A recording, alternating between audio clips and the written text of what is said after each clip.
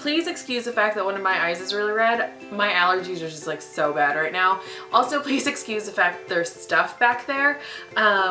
Sephora had a sale and I had a gift card, so I was like, I'm gonna get stuff, even though I'm on a no-buy. It was mostly repurchases of concealer and stuff like that. But that's there because I am going to eventually film my really, really late March favorites / haul video.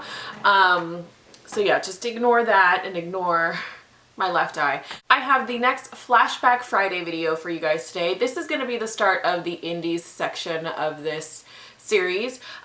Today's is actually going to be a very kind of just like timeline based video. I was going to do this solely by finishes, so I was going to do hollows today, but my brain actually wanted to do sort of like a little bit of timeline, a little bit of a personal timeline, indie wise and international wise, for myself, and then I'll get more specifically into the different finishes because there is quite a lot to talk about when it comes to that entire side of the nail polish world, and there's so much to talk about that I wanted to just personally, again, this is also sort of a personal project for me. I wanted to personally have a timeline for myself, as well as I know you guys would appreciate more of an in-depth finish series as well. So today's is going to be the timeline, again, mostly for me. I'm going to say this just to get it out of the way. When I say indies, it also includes international brands because there are international indie brands as well, and the international brands are very difficult, or not super difficult anymore, but are on the difficult side to purchase in the United States, and so they get clumped together in the same stores. So for me, indie also includes international. I'm saying this because 4 years ago, I posted an indie overview video, and at that time there was very little information in terms of where to purchase, who to purchase from, what these brands were, so I titled it an indie overview video. Since then, there have been some really just, I want to say annoying, but just like, why you don't need to, basically people were calling me stupid because I didn't specifically state it was an international brand. I know that it's an international brand, but in the United States, when you buy them in the websites that you can buy them from, they're all kind of clumped into the same store because that's where we can purchase them. So I just wanted to get that out there, and that's been bothering me for like 4 years because people just like don't think that I know that. Anyway, that I needed to get off my chest, and just like, I know it's not my people that that comment on every video and watch every video, they're random passerbys, but to the people that watch all the time and comment all the time, I super appreciate you guys. You guys are the reason that I do videos like this because you like them. To the passerbys, you don't need to comment. You really don't. I will not be heartbroken if you are only going to watch one of my videos and you feel very negative towards me and you need to comment. That's fine, but I'm just saying you don't need to comment. Anyways, going into the indie and international brands, I started buying indie nail polishes and international nail polishes because of Say Anything Brooke. She was the first person that I saw that really liked hollow nail polishes. She raved about the OMG collection, and through there I was like, I do want those, and so I bought those, and then sort of looked more into hollow nail polishes at the time, which was like 2009, 2010-ish. The most popular hollow nail polishes were the Chanel holographic. I believe Gosh had a holographic.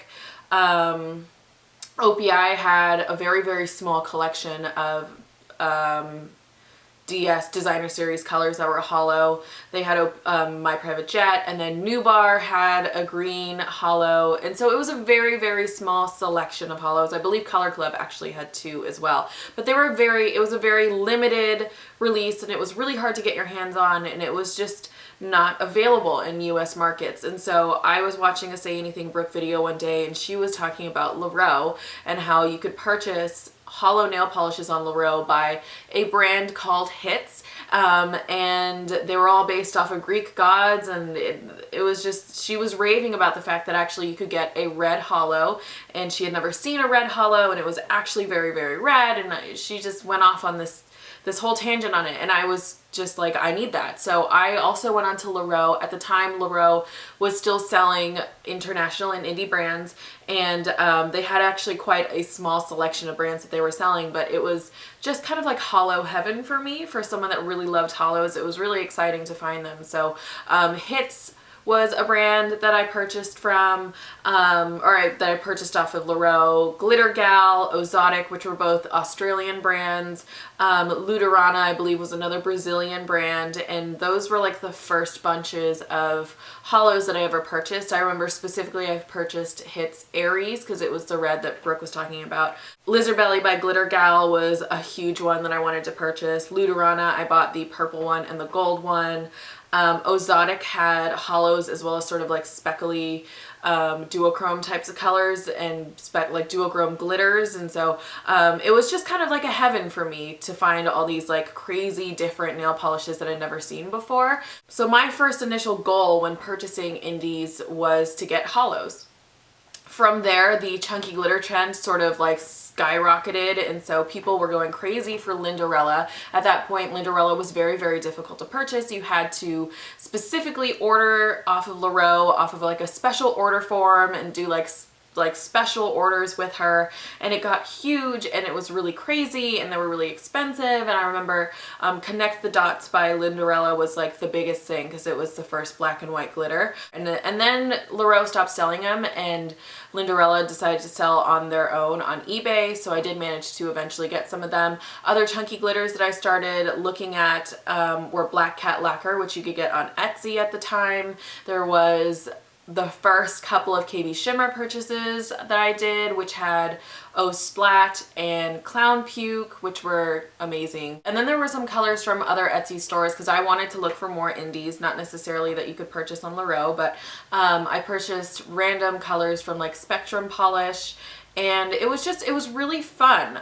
Another indie chunky glitter brand was Lush Lacquer. I loved Lush Lacquer. I believe they don't go by Lush Lacquer anymore. But yeah, it was chunky glitters just went like crazy big, especially in the indie world. And you could see it totally affect the way that the mainstream brands designed their collections from then on, because they did start to include more chunky glitters like the OPI Muppets collection. I feel like that was a direct response to like the popularity of Lynnderella and where the nail polish community in itself sort of gravitated towards. After chunky glitters, I feel like I dabbled a lot, personally I dabbled a lot in like nail art, so this doesn't necessarily have to do with indie or international nail polishes, but at that point I feel like everyone started doing the ombre nails and Conad, and then just like the nail blogs like Mr. Candy Pants, for example, like got huge because they were doing really beautiful nail art, and that was also something that was like really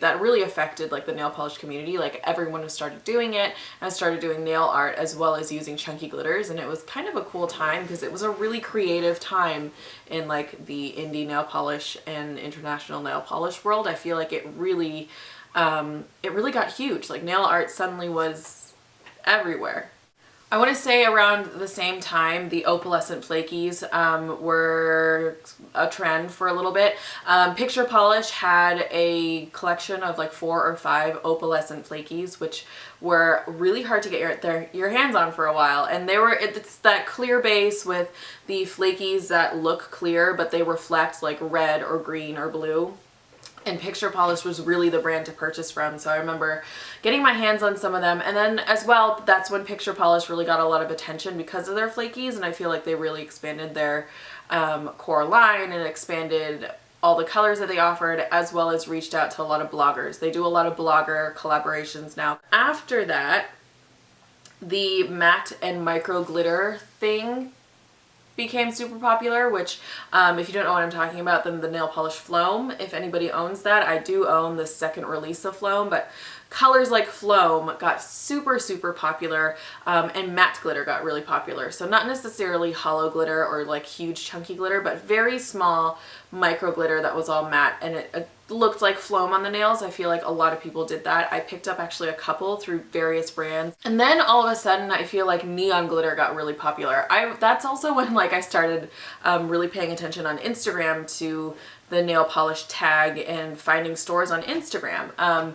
back when nail polish on Instagram wasn't a huge deal and Instagram was still not like crazy big. Instagram was where I found Wicked Polish, and Wicked Polish was the first brand that I saw that did the neon glitters in the Crelly bases, as well as I feel like people really started doing more like jelly manicures, the jelly sandwich with the glitter in the middle and the really beautiful combos that you can make.